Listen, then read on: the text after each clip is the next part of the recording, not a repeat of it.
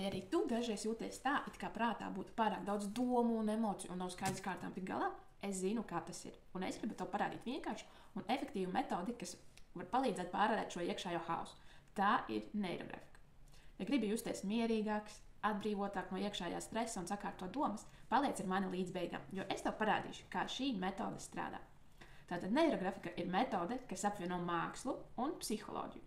Tā palīdz vizuāli pārveidot mūsu domas un emocijas caur zīmēšanu. Mūsu smadzenes darbojas caur neironiem un sinapsēm.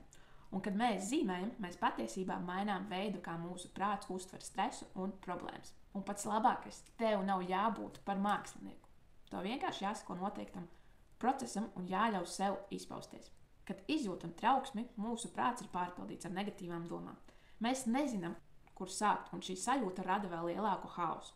Bet, kad mēs paņemam pildspalvu un sākam neirografikas zīmējumu, kaut kas sāk mainīties. Mēs vizuāli pārveidojam negatīvās emocijas pozitīvās līnijās. Mēs dodam savam prātam iespēju izteikt to, ko vārdi nespēj, un mēs pa soļiem sakārtojam domas. Tā vietā, lai ļautu tām haotiski pārņemt mūsu prātu, mēs veidojam zīmējumu.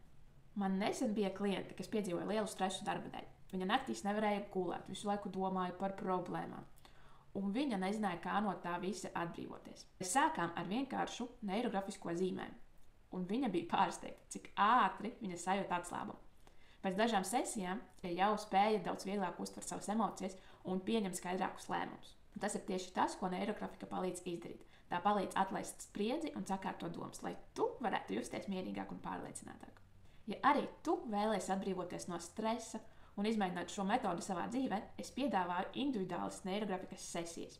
Šajās sesijās es tev palīdzēšu soli pa solim, lai tu vari izprast un pielietot šo tehniku tieši savā konkrētajā situācijā. Raksti man Instagram vai Telegram, un mēs atradīsim tev ērtāko laiku. Linki ir video aprakstā. Un ja vēlies vēl vairāk praktisku padomu par neirografiku, abonē kanālu. Nākamajā video parādīšu konkrētus soļus, kā izveidot savu pirmo neirografikas zīmējumu.